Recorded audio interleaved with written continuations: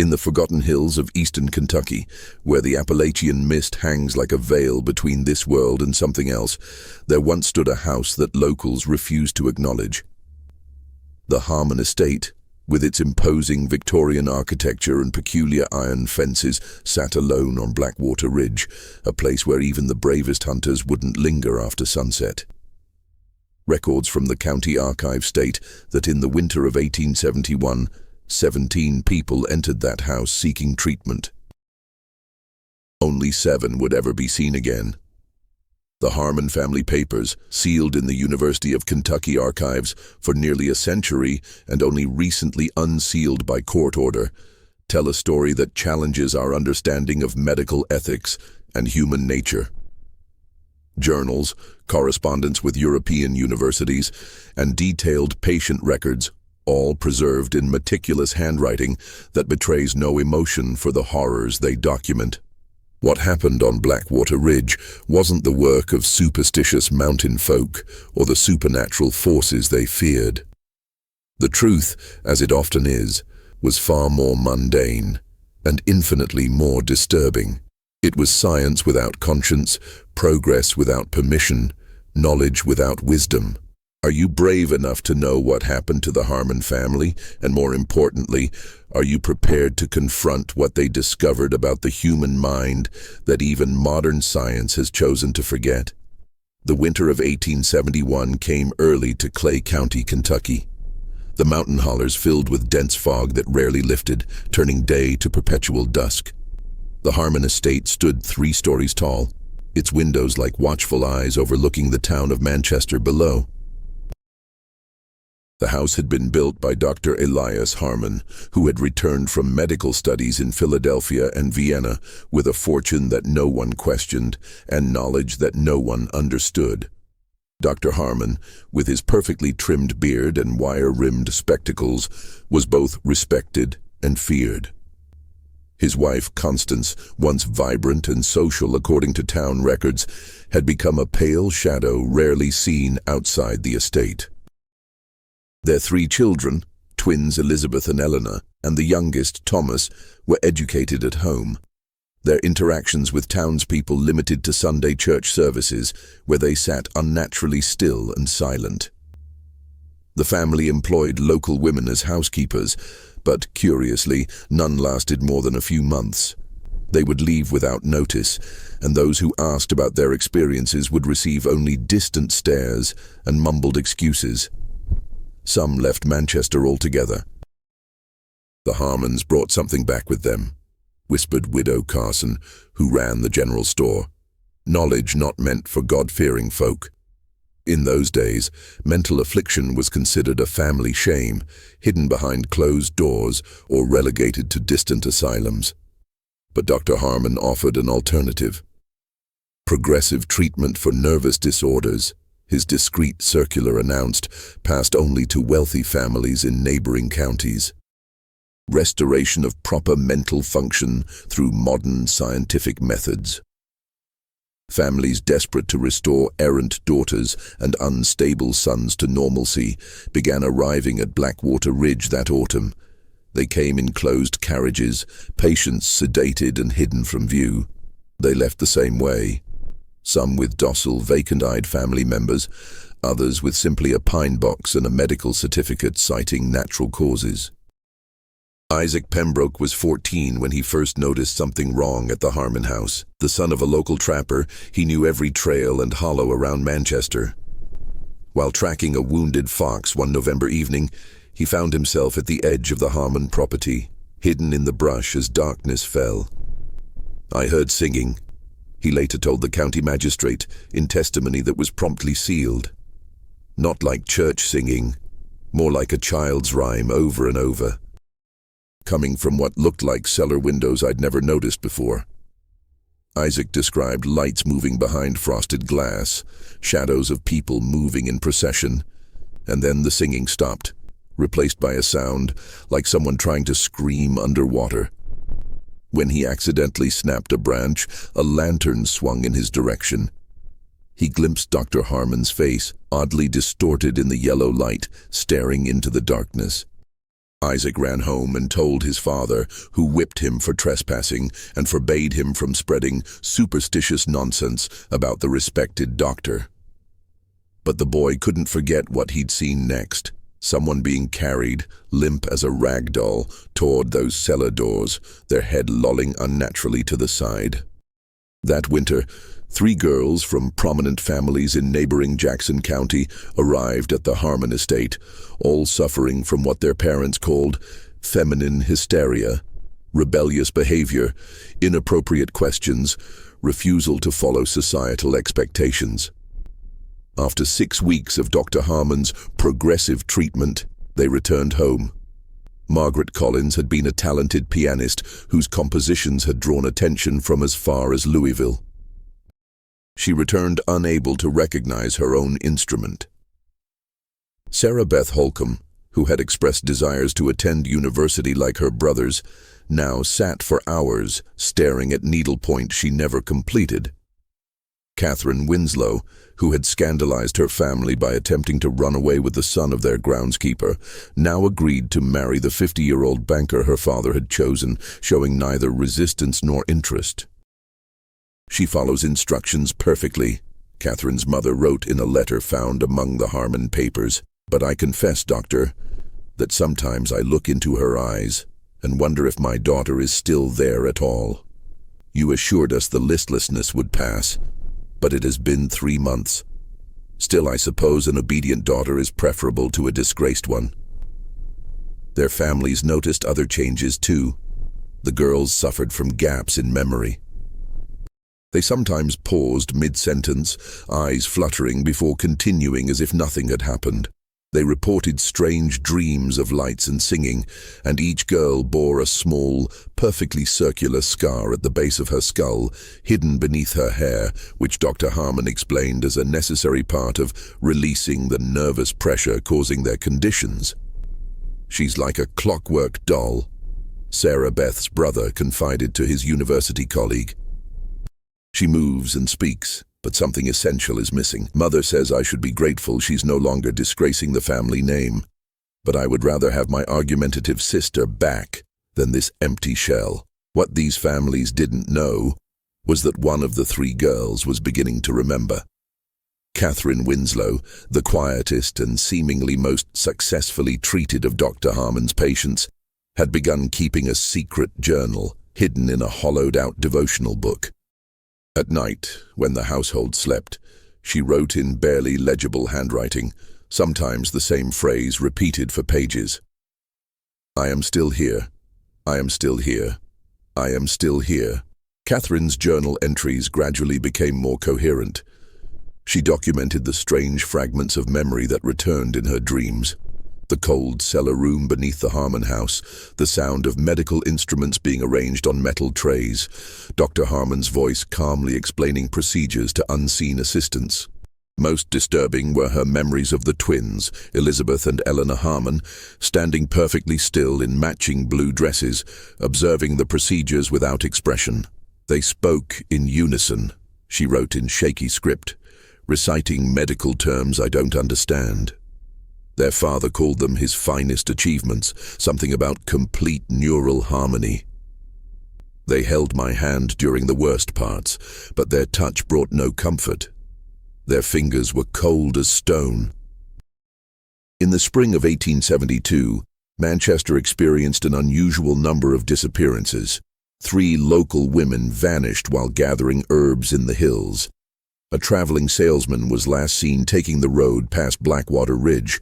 Most concerning was the disappearance of Reverend Matthias Clark, who had reportedly gone to the Harmon estate to discuss his concerns about the doctor's treatments after hearing worried whispers from his congregation.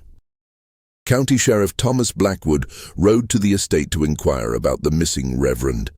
Dr. Harmon received him cordially in his study, surrounded by medical texts and strange preserved specimens in glass jars. "The Reverend never arrived for our appointment," Dr. Harmon stated, while his son Thomas served tea with unnaturally steady hands for a child of 9. Perhaps he reconsidered his unfounded concerns. "My work is misunderstood because it is advanced, Sheriff. In 50 years, my methods will be standard practice.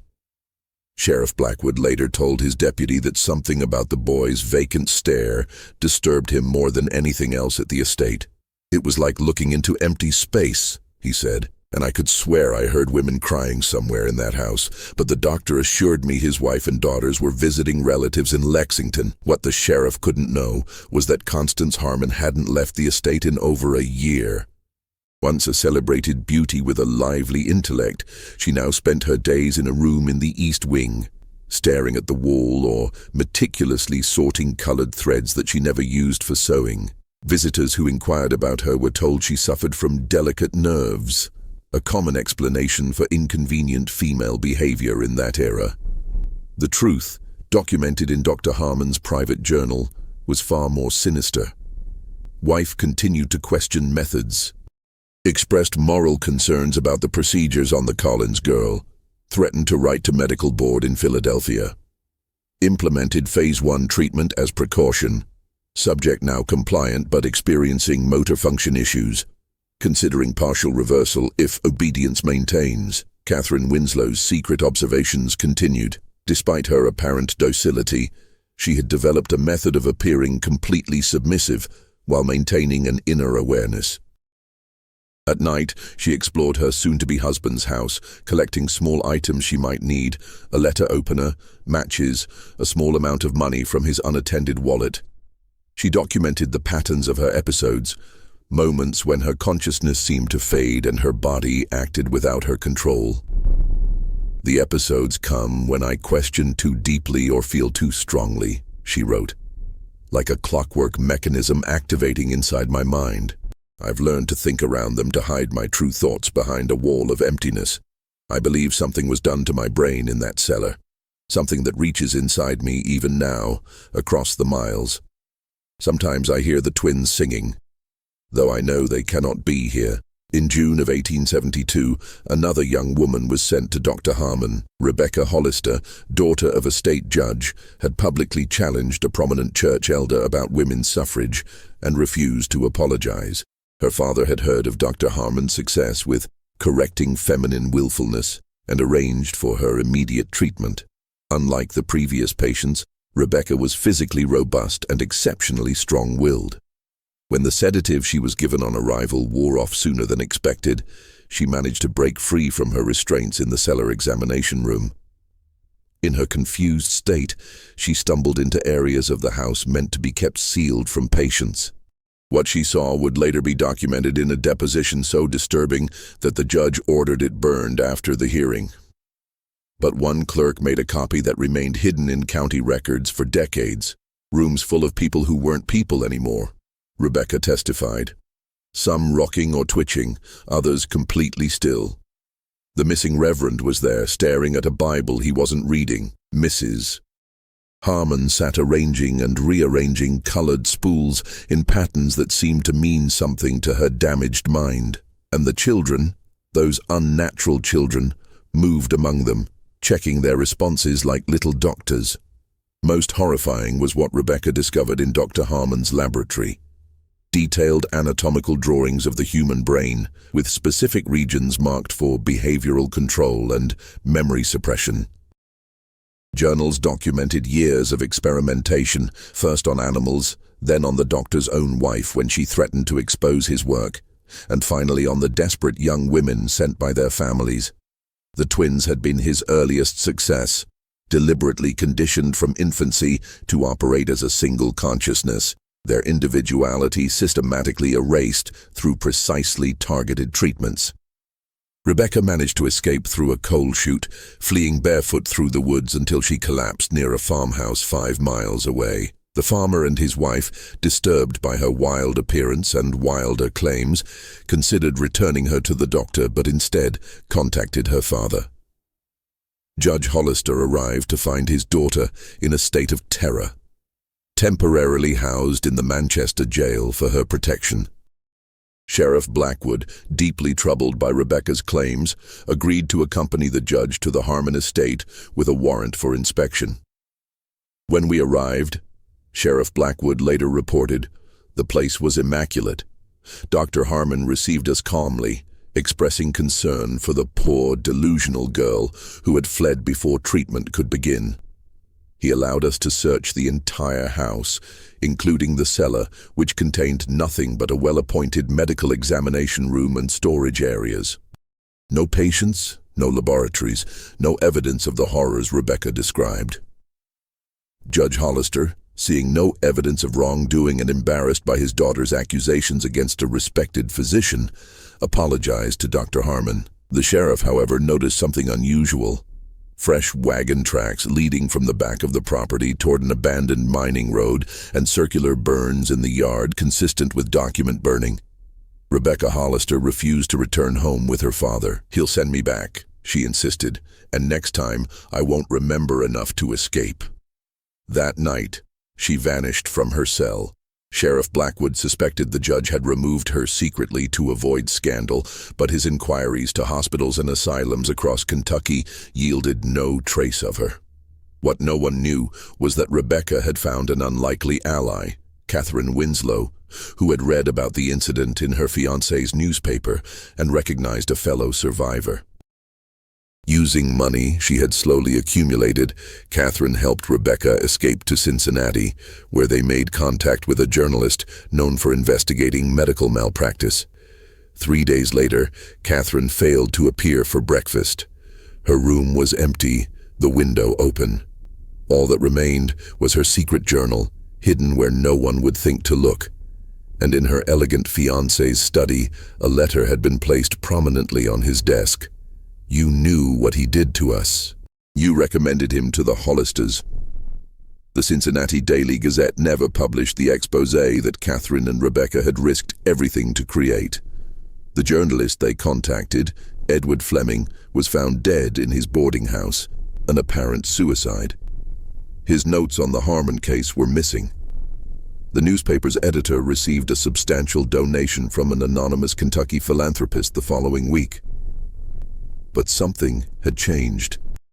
Word was spreading through whispered conversations and coded warnings among the wealthy families of Kentucky. New patients stopped arriving at Blackwater Ridge. Dr. Harmon's circular offering treatments quietly disappeared from private club reading rooms and physicians' offices. Sheriff Blackwood couldn't forget the disturbing inconsistencies in the Harmon case. In late July 1872, he rode out to the estate alone, intending to observe from a distance. What he saw altered the course of the investigation. "Wagons arriving after midnight," he wrote in his private logbook, "never submitted as official evidence. Men carrying large crates into the house. Dr. Harmon supervising, the twins standing sentinel on either side of the door. No sign of Mrs. Harmon or the boy. Unusual amount of smoke from the kitchen chimney, despite the summer heat." The sheriff returned to town and sent an urgent telegram to the state authorities requesting immediate assistance. The reply came 2 days later. His concerns were noted, but no resources could be spared for what appeared to be unsubstantiated suspicions about a respected physician. That night, Manchester experienced the worst storm in living memory. Lightning struck repeatedly in the hills, causing small fires that the driving rain quickly extinguished. When dawn broke, a local hunter reported a column of smoke rising from the direction of Blackwater Ridge. Sheriff Blackwood assembled a small group of deputies and concerned citizens. As they approached the Harmon estate, they could see that the main house was largely intact. But the east wing had partially collapsed, whether from fire or explosion was unclear. The iron gates stood open, swinging loosely in the morning breeze. The place was completely deserted. Deputy William Foster testified later. No bodies, no Dr. Harmon, no family members, but the cellar rooms that had been so clean during the official inspection were now exposed due to structural damage, revealing evidence that confirmed the Hollister girls' claims. What they found painted a picture more disturbing than anyone had imagined. Hidden rooms contained hospital beds with restraints. Medical equipment of unusual design filled cabinets along the walls. Most disturbing were the detailed patient records, meticulously documenting procedures that no ethical medical board had sanctioned. Subjects respond well to targeted electrical stimulation of the posterior cerebral region, Dr. Harmon had written. Memory suppression most effective when combined with controlled sensory deprivation and repetitive auditory patterns. The twins' synchronized brainwave patterns provide the ideal model for inducing compliant behavior in resistant subjects. The records revealed that Dr. Harmon had studied in Vienna under a physician whose theories about brain modification had been rejected by the medical establishment as unethical. Returning to the isolation of rural Kentucky, he had found the perfect laboratory for continuing this work without oversight. His own family had been his first experimental subjects. Constance's opposition eliminated through Procedure 17B, one entry noted clinically. Cognitive functions reduced but maternal behaviors preserved, an acceptable compromise. The children's development progressing according to design. The twins now operate as a unified neural system. Thomas shows promise but requires additional conditioning. In a hidden compartment beneath the cellar floor, deputies discovered something that never appeared in any official report. Preserved brain specimens labeled with patient names, including those of the missing reverend and local women. Each jar contained detailed notes on neural modifications and behavioral outcomes. Sheriff Blackwood led the effort to locate the missing doctor and his family. Telegrams were sent to law enforcement across the country. Port authorities were notified to watch for the family attempting to return to Europe, but as weeks passed with no sightings, the case gradually faded from official attention. The remaining evidence was collected by medical authorities from Louisville, who sealed it away, citing protection of public sensibilities. What happened to the Harmons? Historical records offer tantalizing clues. A physician matching Dr. Harmon's description established a private sanitarium in Quebec in 1873, but disappeared before authorities could investigate reports of unusual treatments. Identical twin girls enrolled in a prestigious Swiss medical school in 1889, gaining notice for their synchronized movements and revolutionary theories on neurological modification. A woman resembling the adult Eleanor Harmon was photographed at a medical conference in Berlin in 1906, presenting research on behavioral compliance through targeted neural intervention. Catherine Winslow and Rebecca Hollister were never found. Some speculated they had fallen victim to Dr. Harmon's retribution. Others suggested they had escaped to Europe or changed their identities to avoid being returned to their families. A collection of letters discovered in a Chicago boarding house in 1915 suggested two women matching their descriptions had lived there briefly before departing for California, where they established a small women's sanctuary that offered refuge to those fleeing family medical treatments. The Harmon estate stood abandoned for decades, locals refusing to approach it even to salvage valuable materials. In 1924, a university team attempted to examine the site for historical documentation, but departed abruptly after several members reported experiencing temporary dissociative states and hearing children singing in empty rooms. The property was finally destroyed in a controlled burn ordered by the county in 1931. Perhaps most disturbing is how thoroughly the Harmon case was erased from medical history. Techniques documented in Dr. Harmon's journals bear striking similarities to early psychiatric interventions that gained popularity in the 1940s and 50s. His theories on memory manipulation and behavioral control resurfaced decades later in classified government programs with no attribution to their original source. The few surviving records raise uncomfortable questions about the foundations of modern psychiatry and neuroscience. How much of what we consider therapeutic progress was built upon unethical experimentation? What knowledge do we use daily without understanding its dark origins?